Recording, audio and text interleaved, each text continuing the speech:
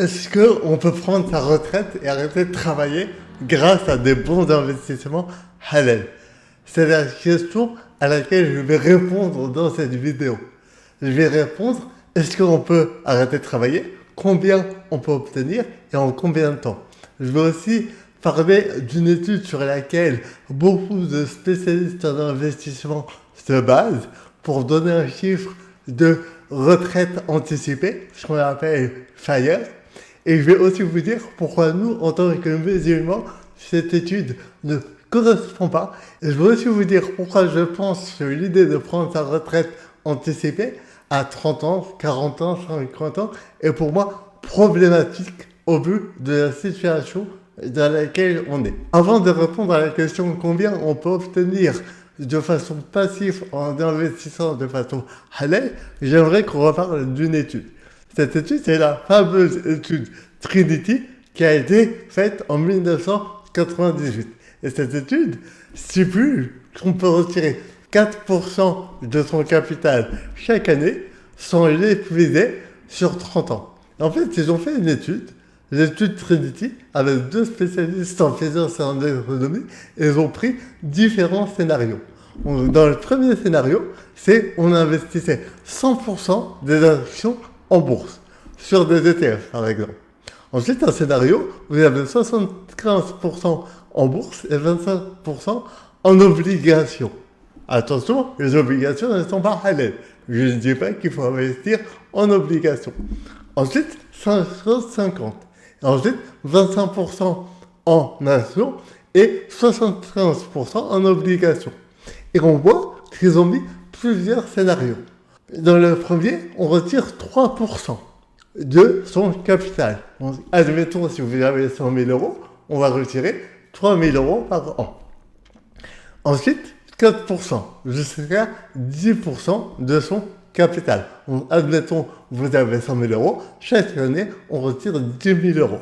Bien évidemment, dans le même temps, vu que c'est investi sur des marchés financiers, votre capital est censé augmenter. Donc, on voit que si on retire 3% du capital chaque année, peu importe la situation dans laquelle on investit, soit 100% en bourse, soit 73% à obligations, 25% à actions, on voit que notre capital continue de survivre et on peut vivre de son capital durant plus de 30 ans. Par contre, plus on retire du capital, plus les scénarios où on va perdre l'entièreté de son capital avant 30 ans deviennent importantes. Donc vous voyez que la probabilité de vivre pendant plus de 30 ans de son capital si on investit principalement en obligations et très peu en actions arrive à 0. Et donc, on va pas regarder ce tableau en détail, mais il faut comprendre que le scénario qui a été gardé et qui ressort de cette étude, c'est qu'on peut vivre sur ces investissements si on retire 4% par an. Donc à partir de ce scénario-là, combien pouvons-nous obtenir?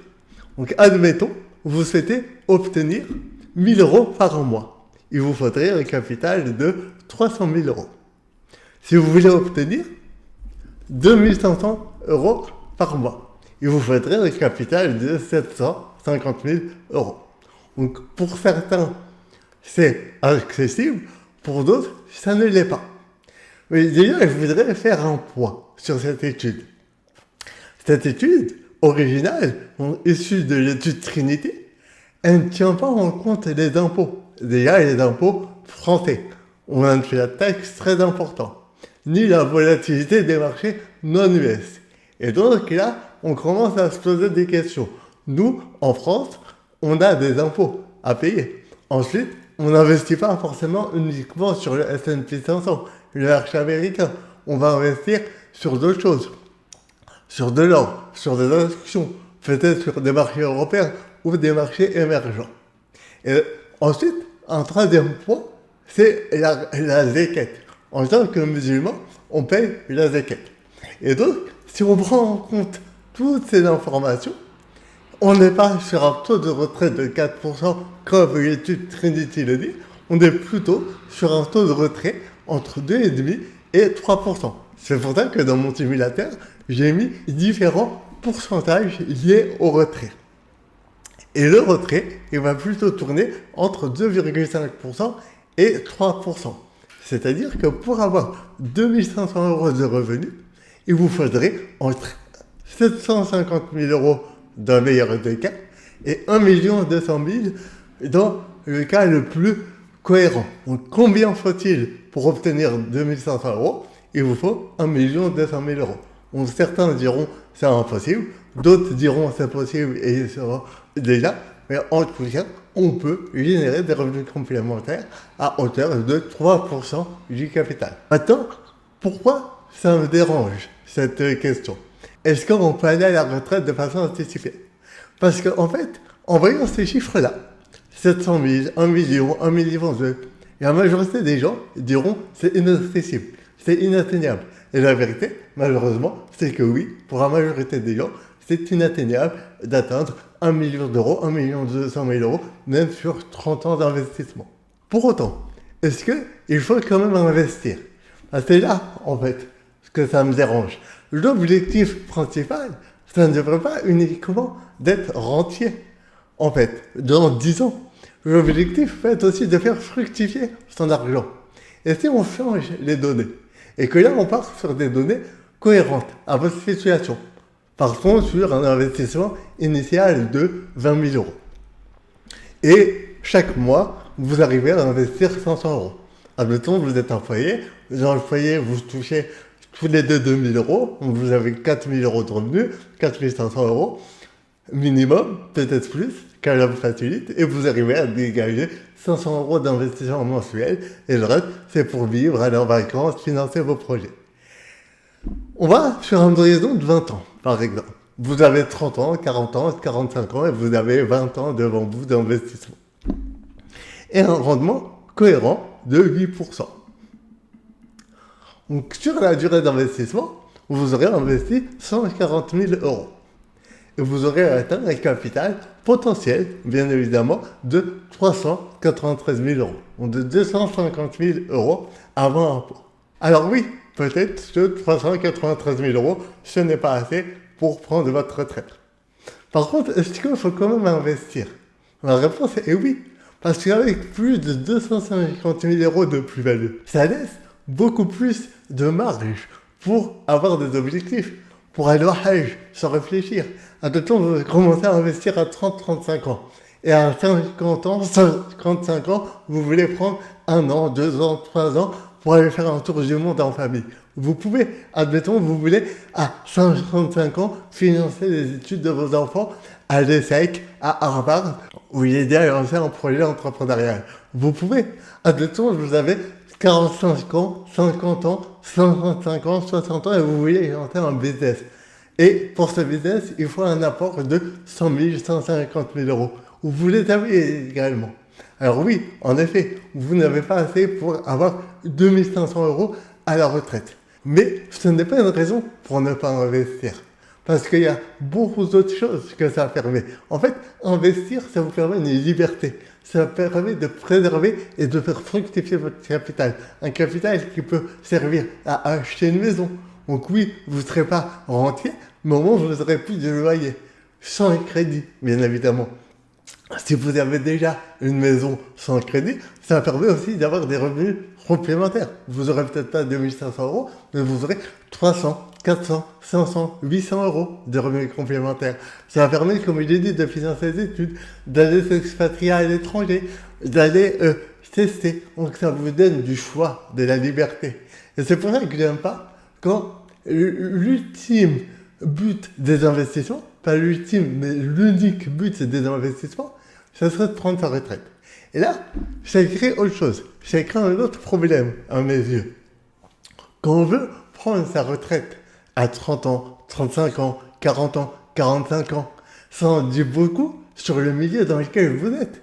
Si vous voulez arrêter de travailler à 40 ans, c'est peut-être pas que vous n'avez pas suffisamment de temps pour vos projets. C'est peut-être que vous n'êtes pas assez bien dans votre travail. Si vous n'êtes pas assez bien dans votre travail, qu'est-ce qui vous empêche de changer? Faire une formation, changer de métier, vous réorienter, lancer un projet entrepreneurial, monter en compétences, rester dans la même entreprise mais sur un autre poste. Et en fait, c'est là où je me dis, il y a un problème. Si l'ultime but des investissements, c'est d'arrêter de travailler, c'est qu'il y a un souci dans la société dans laquelle on est. Je vous donne un exemple. On me dit, je veux arrêter de travailler pour apprendre ma religion, par exemple. Tout simplement. Mais est-ce qu'on le fait déjà? 1 heure par jour. On a 1 heure par jour. Prenez votre téléphone et vous verrez que vous avez 1 heure par jour sur votre téléphone. Est-ce que vous l'utilisez pour apprendre le Coran ou pour apprendre la langue arabe? Ensuite, on me dit, j'aimerais apprendre l'arabe en allant 2 ans à l'étranger. Ok, mais ça, il n'y a pas besoin d'être rentier. Avec une bonne stratégie financière. Et j'ai accompagné plusieurs de mes clients sur cet objectif. On peut prendre 2 ans dans sa vie en ayant budgétisé et en ayant mis une stratégie pour répondre à cet objectif. Donc ça, c'est la deuxième chose. Troisième chose, on me dit j'aimerais faire une chicha, une expatriation. Et vous le faites. J'ai moi-même fait depuis de nombreuses années. J'étais en Malaisie dans un premier temps, et maintenant, alhamdoulilah, je vis dans un pays musulman à l'étranger, donc le Maroc. Mais ça, je l'ai fait grâce à l'entrepreneuriat. Et aujourd'hui, c'est beaucoup plus facile de générer des revenus et de s'expatrier en lançant un business entrepreneurial, en générant 1500, 2000, 3000, 4000 euros. C'est assez facile aujourd'hui avec un business en ligne. C'est beaucoup plus facile qu'en cherchant un patrimoine d'1 500 000 euros. Aujourd'hui, il y a des gens qui me disent « J'aimerais m'expatrier grâce à mes investissements dans 10 ans ». Je leur dis « Vous pouvez le faire grâce à l'entrepreneuriat dans 1 an, 2 ans ». Pour autant, moi je suis à l'étranger, alhamdoulilah. Je génère des revenus entrepreneuriaux, alhamdoulilah. Moi j'ai fait les causes. Par contre, le résultat, il appartient à Allah uniquement. Il est uniquement à Allah. Mais ce que je veux dire, c'est que vous pouvez faire la même chose. Mais pour autant, je recommande des investissements. Je recommande une bonne stratégie financière. Pourquoi? Parce que justement, aujourd'hui, je peux entreprendre. Aujourd'hui, j'arrive à générer des revenus. Mais chaque euro que j'épargne, je sais qu'il travaille pour moi. Et dans 5 ans, dans 10 ans, dans 8 ans, dans 30 ans, peu importe quand, je sais que j'aurai un capital qui me permettra d'obtenir de meilleurs choix. C'est-à-dire, si je veux prendre 1 an, 2 ans, 3 ans pour arrêter de travailler et lancer un autre projet d'entrepreneuriat, je peux. Si je veux me former pour revenir dans le salariat, je peux. Pourquoi? Parce que j'ai une stratégie financière qui vient couvrir mes projets, mes objectifs. Est-ce que je serai rentier dans 15 ans? J'espère, c'est un de mes objectifs également. Et grâce à l'entrepreneuriat, c'est un objectif atteignable. Donc entre l'entrepreneuriat et les investissements, je sais que c'est possible. Atteindre un patrimoine de 800 000, 1 million, 1 million, ça, c'est possible. Plus qu'en étant salarié. Maintenant, si je n'y arrive pas, mais déjà, parce que Allah a décidé autrement, je sais que chaque euro qui travaille pour moi. Chaque euro investi travaille pour moi. Pour autant, je ne me prive pas sur le quotidien. Et c'est pour ça qu'il ne faut pas voir les choses de façon binaire. Soit j'investis pour être fire et prendre ma retraite dans 10 ans, soit j'investis pas. Non, ça peut être entre les deux. Ça peut être ok, je vais trouver une façon de générer des revenus pendant les 15, 20, 30 prochaines années. J'aimerais bien moi être comme un médecin ou un avocat ou une personne passionnée qui travaille encore à 70 ans. Ça serait très plaisant pour moi. Mais si c'est pas le cas, je sais que mes investissements, Inch'Allah, pourront me permettre d'autres choix. Et c'est vraiment ce que je vous recommande. Donc voilà, combien on peut obtenir grâce à des investissements passifs? Je ne vous recommande pas de vous baser sur la règle Trinity des 4%, mais plutôt sur la règle de 2,5 à 3%. Et pour autant, il ne faut pas que ça vous démotive. Quand bien même vous vous dites que c'est difficile d'être entier, c'est quand même utile d'investir de façon halal. Et si vous souhaitez être accompagné pour mettre en place une stratégie qui peut vous obtenir entre 5 et 10% de rendement sur le moyen long terme, vous voulez commencer à faire fructifier votre argent pour atteindre vos objectifs, que ce soit devenir propriétaire, vous expatrier, financer les études des enfants ou tout objectif qui vous tient à cœur, par exemple aller faire un tour du monde en famille ou autre, n'hésitez pas à prendre rendez-vous. Un lien se trouve sous la vidéo. On pourra passer 45 minutes ensemble, Inch'Allah. On mettra en place une stratégie d'investissement halal et confort adaptée à votre situation. Donc voilà, si vous avez des questions sur ce sujet, n'hésitez pas à les poser en commentaire et dites-moi, vous, pourquoi vous aimeriez investir. Quel est votre objectif principal?